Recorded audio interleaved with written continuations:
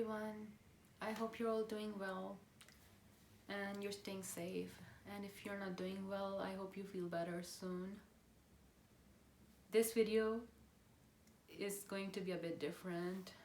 I just want to sit down and talk about stuff that's going on and not in the world, but maybe in my life in general. And I'm sorry for the mess at the back. We don't really have a storeroom in the apartment, so this serves as kind of like a storeroom anyhow. It's been a rough couple of days because I tested positive for the virus, COVID-19. I got the result just this Friday morning. I had been showing the symptoms since Wednesday,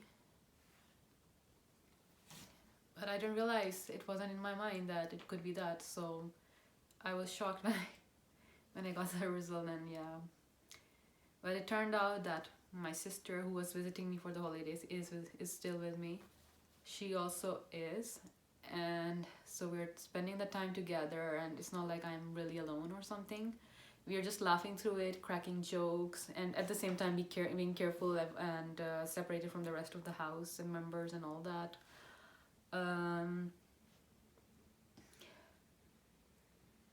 It's not that the physical ailment or the physical illness that has hit me is difficult to deal with. It's actually that the looming possibility of death is making me realize a lot of things lately, so I just wanted to share them with you.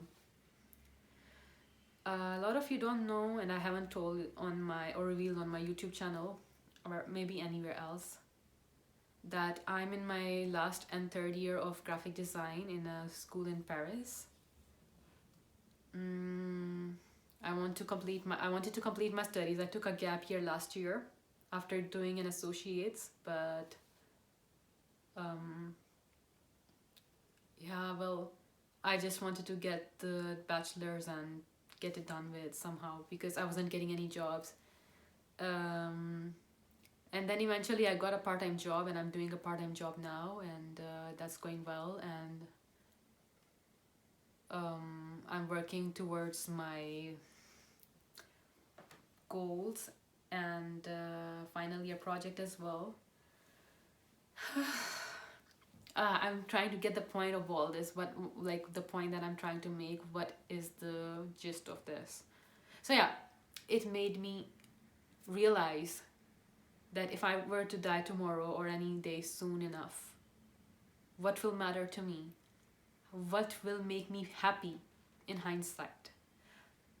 How I spend my days, obviously, like for me, full of love, sharing love with my close ones, obviously, yes, one of those things, and also doing stuff that I actually love, right? And it got me thinking about what do I actually love, which was in itself really complicated because I love many things at the same time. I do love design. I had always had this curiosity about design, graphic design in general, and running all these softwares, and also like the principles of manual design as well. And that's how I eventually got into this field, and illustration especially. And I love writing. I love poetry, like especially writing poetry. I love painting with different mediums like acrylics, watercolor. Trying to get the oil painting be my friend, but it's not working out. And on top of that, acting. So I'm really in love with all these things.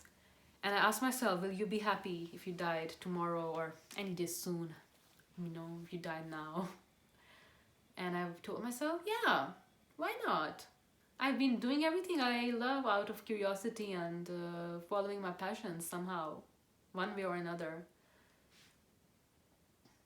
Wow, I didn't realize I would actually say that because as I sat down to make this video, I was thinking that I would be revealing my some sob story about not following my passion, about how maybe graphic design is not my thing and all that.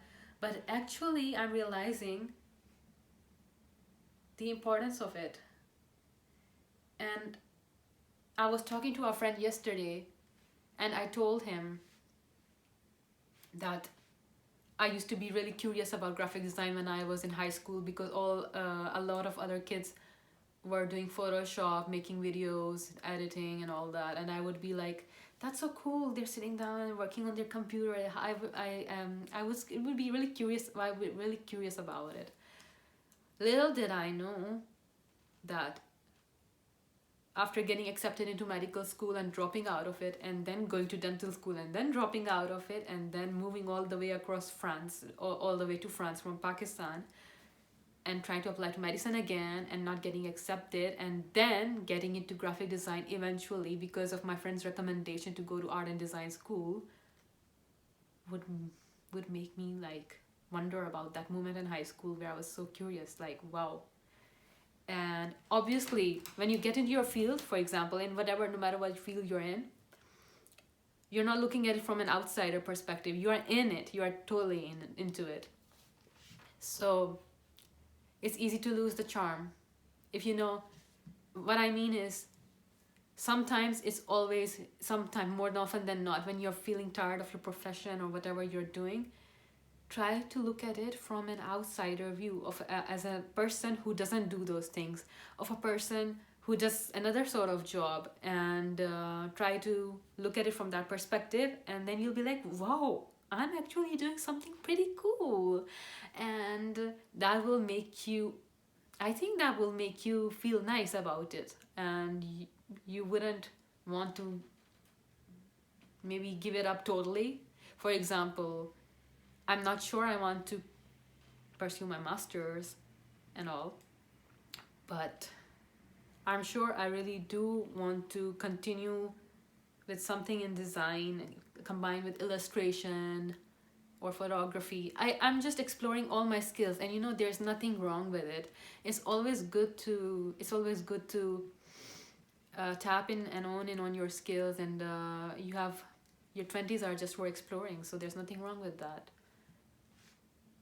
But I understand people who are stuck in jobs they don't necessarily like, and for example, architecture and even graphic design or animation, motion design, interior design, and they got into that profession because it was the most artistic they could get to, the closest to artistic they could get to, and but they found out that they don't enjoy it, and so yeah. And I have massive respect for those people who realize that and then begin to choose to follow their passion, obviously not out of nowhere, but after making some savings and making some plans and all that, because it's always risky to jumpstart or head rush into something just like that without any plan or without any buffering, which is like savings, a certain amount of savings to sustain you, because without money it's really difficult. So I know I'm the sort of person who wouldn't really love a 9 to 5, but it depends on the sort of 9 to 5 as well as the agency or company, whatever I work for. And I think if it's flexible, like I am required to work for like 2 or 3 days a week, I wouldn't mind that, as long as the values resonate with me. For example, if it's a venture which is about startup, it's a startup about, maybe upcycling in fashion industry, about food, preventing food wastage, for example, or read something to do with reducing pollution, something of these sorts would really like, yeah, I would do them happily. I would gladly do them, because before I used to be like, oh, isn't graphic design all about capitalism, because it's about billboards, advertisement, and blah blah blah. But now it's changing, because there's startups, there's all sort of companies and all sorts of brands. Even us as brands, we need our brand identity, we need our branding. So you have to choose your battles wisely in that sense. That means don't go for the capitalist ones, don't go for the consumerist ones, just go for the ones which really are genuinely helping the planet and helping mankind and fostering kindness. And it shows in little things. For example, there was a studio whose website I stumbled upon, and they had this whole section where they thanked all their interns for their time. And I was like, this shows a lot of their integrity and their ethics towards people who contribute to their agency. So yeah, this was sort of about it. I have been missing from my YouTube videos, like I've been missing in action in general, like in YouTube and all, because I have been really busy with my university. I don't need to justify it, but just letting you know, for the small number of people, not just small number of people, for the people who follow me, 20 of you out there, I am really thankful to all of you, because I started this channel from zero, and even 20 is a lot when you're building it up from scratch. And I mean, I don't want to chase numbers or anything like that. I want to create stuff that really resonates with me and that really makes me feel like someone can resonate with it out there, and something that rims from the depths of my soul. And this is why I'm taking my time writing scripts or doing other stuff, experimental stuff, and all these sort of things. So yeah.